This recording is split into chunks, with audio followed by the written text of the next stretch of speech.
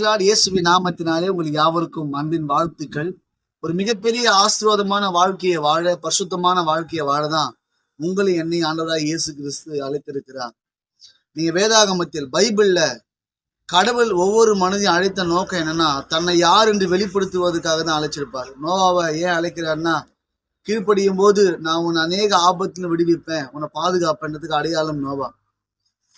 என்னை உண்மையா நீ ஆராதனை பண்ணா நான் உன்னை உயர்ந்த ஸ்தலத்துல வைப்பேன், ராஜாவா மாத்துவேன்றதுக்கு அடையாளம் தாவீது.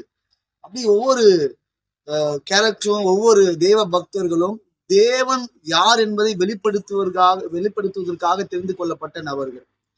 இன்னைக்கு நம்ம ஆபிரகாமை குறிச்சு பார்க்க போறோம். பைபிள் சொல்லுது, 3 யோவான் 1ஆம் அந்த அதிகாரத்துல 2வது வசனம், பிரியமானவனே நீ எல்லாவற்றிலும் வாழ்ந்து சுகமா இருக்கும்படி வேண்டுகிறேன், ஆத்துமா வாழுகிறது போல எல்லாவற்றிலும் வாழ்ந்து சுகமா இருக்கும்படி வேண்டுகிறேன்னு பைபிள் சொல்லுது. எல்லாவற்றிலும் ஒரு சுக வாழ்வை வாழ்வதற்காக தான் கர்த்தர் நம்மை அழைத்திருக்கிறார். தரித்திரத்திலேயே இருக்க இல்லை, அல்லது ஒரு பாவத்திலே அடிமைத்தனத்திலேயே, அல்லது ஒரு பாவ சிற்றின்பத்திலேயே இருப்பதற்காக அல்ல, தேவனோடு கூட அவரோடு கூட உறவாடி ஒரு ராஜரிகமான வாழ்க்கையை வாழ்வதற்காக தான் நம்மை கர்த்தர் அழைச்சிருக்கிறார். அதாவது எல்லாவற்றையும் ஒரு சுக வாழ்வு, இதுலன்ட்டு இல்லை. பொருளாதாரத்துல மாத்திரம் சில பேர் பேசுவாங்க, பொருளாதாரத்துல மாத்திரம் இல்லை, எல்லாவற்றிலும் ஆவிக்குரிய வாழ்க்கையில, பூமிக்குரிய வாழ்க்கையில் எல்லாவற்றிலும் ஒரு சுக வாழ்வை வாழ்வதற்காகவே கர்த்தர் அழைக்கிறார். ஆபிரகாம் ஏதோ ஒரு இடத்துல சிலையை செதுக்கி கொண்டிருந்தவன், அவனுக்கு கடவுள்லாம் யாருன்னு தெரியாது. ஆனா அவனே போய் கர்த்தர் வாலண்டியரா போய் அவனை பார்த்து சொல்றாரு, நான் உன்னை பெரிய சாதியாக்குவேன், உன் பேரை பெருமைப்படுத்துவேன். ஆபிரகாமுக்கு முன்பாக யெகோவா தேவனை தெரியாது. ஆனா அவனை ஆபிரகாமை அழைத்த நோக்கம் என்ன தெரியுங்களா? அவனை பெரிய சீமானாய் மாற்றணும், செல்வ சீமானாய் மாற்றணும், ஒரு பெரிய விசுவாசம் தகப்பனாய் மாற்றணும். அவன் மேல வைக்கப்பட்ட மிகப்பெரிய ஒரு வாக்குத்தத்தம் அது. ஆனா அது ஆபிரகாம் கொஞ்சம் இது எப்படி நடக்கும்ன்றது கேட்கப்படும் போதுதான் ஆண்டவர் சொல்றாரு, நான் உன்னை இதுக்காக தானே அழைச்சேன், உன்னை அழைச்ச நோக்கமே உன்னை செல்வ சீமானா மாத்தணும், உன்னை மிகப்பெரிய விசுவாச தகப்பனா மாத்தணும், உன் சந்ததியை பெருக பண்ணணும். ஒரு காரியத்துல கூட ஆபிரகாம குறைவா வைக்கல. அவனுக்கு ஒரே ஒரு குறை வந்தது, குழந்தை இல்லை. அந்த குறைவை கூட கர்த்தர் நிறைவே மாத்தினார். உன் சந்ததியை நான் பூமியின் மண்ணில் தனியா பெருக பண்ணுவேன் ஆண்டவர் சொல்றாரு. ஆனா அது அவனால நம்ப முடியல. அப்பதான் ஆண்டவர் சொல்றாரு, கிடாரிகளையும் வெள்ளாடையும் புறா குஞ்சுகளையும் புறாவையும் கொண்டு வந்து பலியிட்டு அந்த ஜீவன் பேரில ஒரு உடன்படிக்கை பண்றாரு. ஆபிரகாமுக்கும் தேவனுக்கும் ஒரு உடன்படிக்கை. நான் உன்னை அழைச்ச நோக்கமே உன் பேரை பெருமைப்படுத்த, உன்னை ஆசீர்வதிக்க, உன்னை மகிமைப்படுத்ததான் உன்னை ஆசீர்வதிச்சேன், உன்னை செல்வ சீமானாய் மாற்றுவதற்கு தான், உனக்கு ஒரு மிகப்பெரிய சேனையை கொடுக்கதான் உன்னை நான் அழைச்சேன். நான் யார் உன்னை கொண்டு ஜனங்களுக்கு வெளிப்படுத்துவதற்காகவே நான் உன்னை அழைச்சேன் என்பதை காண்பிப்பதற்காக தான் ஆபிரகாம் அழைச்சேன்ட்டு அவன் நம்பாத பட்சத்துல, அது அவனால நம்ப முடியாத பட்சத்துல ஜீவனை கொண்டு, ஒரு ஆட்டோடைய ஜீவனை கொண்டு அங்க உடன்படிக்கை செய்கிறான். அந்த காலத்துல ராஜாக்கள் ஒரு உடன்படிக்கை பண்ணாங்கன்னா அதை மீற மாட்டாங்க. அப்படி மீறிட்டாங்கன்னா அது அவங்களுக்கு அசிங்கம்.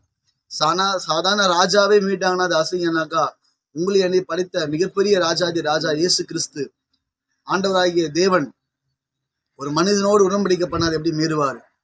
இது ஏன் இப்ப நான் சொல்றேன்னாக்கா, அந்த ஆபிரகாமுடைய வாக்குத்தத்தத்துக்கு உடன் பங்காளிகளா நாம் இருக்கிறோம். கலாத்தியர் 3:14 வாசிக்கப்படும் போது, ஆபிரகாமுக்கு உண்டான ஆசீர்வாதம் கிறிஸ்து இயேசுவினால் புறஜாதிகளுக்கு வரும்படியாகவும், ஆவியை குறித்த வாக்குத்தத்தம் விசுவாசனை பெரும்படியாக இப்படி ஆயிற்று, மரத்திலே தூக்கப்பட்ட எவனும் சபிக்கப்பட்டவன் என்று வேதத்தில் எழுதப்பட்ட பிரகாரம் நமக்காக கிறிஸ்து இயேசு சிலுவையில தொங்கினார். எதுக்காக?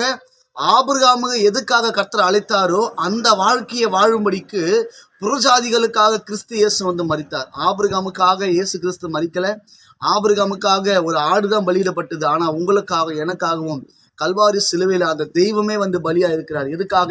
நான் உன்னை ஆசீர்வதிப்பேன், உன் பேரை பெருமைப்படுத்துவேன், ஆபிரகாமுக்கான ஆசீர்வாதங்களை என் தலைமேல் கொடுக்க, என் தலைமேல் பலிக்க வைக்க, என் வாழ்க்கையை நிறைவேற்றவே அவர் எனக்காக பலியானார்.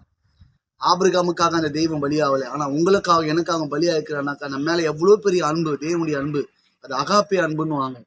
அவ்வளவு பெரிய அன்பை ஒன்றுக்கும் தகுதி இல்லாத நமக்கு கர்த்தர் கொடுத்திருக்கிறார். இன்னொன்னு சொல்றேன், ஆபிரகாமுக்காக உடன்படிக்கை பண்ணும்போது மரித்த அந்த ஆடும் அந்த புறா கொஞ்சம் உயிரோடு எழுந்திருக்க வரல. ஆனா உங்களுக்காக எனக்காகவும் அந்த ஆசீர்வாதங்களை பெற்றுக்கொண்டு கொடுக்கும்படியாகவும் நமக்காக மரித்த ஆண்டவராய் இயேசு கிறிஸ்து உயிரோடு எழுந்தார். எதுக்காக? இன்றும் நம்மை ஆசீர்வாதமாய் வாழ வைப்பதற்காக.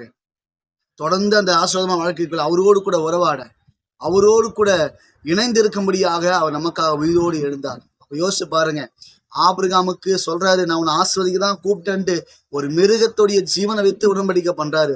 அதுவே மாறலன்னா உங்களுக்காகவும் எனக்காகவும் தான் உயிரையே கொடுத்துருக்கானா அது எவ்வளவு பெரிய ஒரு முக்கியத்துவம் இருக்குது, எவ்வளவு ஒரு முக்கியமான விஷயம் யோசிச்சு பாருங்க. சோ தரித்திரத்துல இருக்காதீங்க. இயேசுவை ஆராதிக்கிறோம் அப்படின்ட்டு ஒரு ஒரு எளிமையான ஒரு வறுமை கோலத்தை, ஒரு பஞ்சத்தையே யோசிச்சுட்டு இருக்காதீங்க. பஞ்சத்துல இருந்த ஆபிரகாம எகிப்துக்கு கொண்டு போக பண்ணி அந்த இடத்துல அவன் சூழ்நிலையை மாத்தி அங்கிருந்து வெளியே வரப்படும் போது ஆடு மாடுகளோடு வெளியே வர வச்சாரு. ஒருவேளை வாக்குத்தத்த வாழ்க்கையில் இருக்குது, ஆனா சூழ்நிலை எதிர்மறையா இருக்குதுன்னு கவலைப்படாதீங்க. உங்களுக்காக இப்ப எகிப்தே இருந்தாலும் அந்த எகிப்துல இருந்து உங்களுக்கு கர்த்தர் போஷிக்க செய்வார். அந்த பிரச்சனை வெளியே வரப்படும் போது கர்த்தர் உங்களை மிகப்பெரிய ஒரு ஆசீர்வாதமான வாழ்க்கைக்குள்ள கொண்டு போக அவரால் முடியும். ஏன்னா உங்களுக்காக கர்த்தர் உடன்படிக்கை செஞ்சிருக்கிறார். உன் நல்லா வாழ வைப்பேன், உன்னை மேன்மையாக வைப்பேன், உன்னை ஆசீர்வாதமாக வைப்பேன் என்று ஆண்டவர் தன் ஜீவனை கொண்டு உடன்படிக்கை செஞ்சிருக்கிறார். அதனால பயப்படாதீங்க. எல்லாவற்றிலும் ஒரு சுக வாழ்வு, எல்லாவற்றிலும் ஒரு சுக வாழ்வு வாழ்வதற்காகவே கர்த்தர் நம்மை அழைச்சிருக்கிறார்.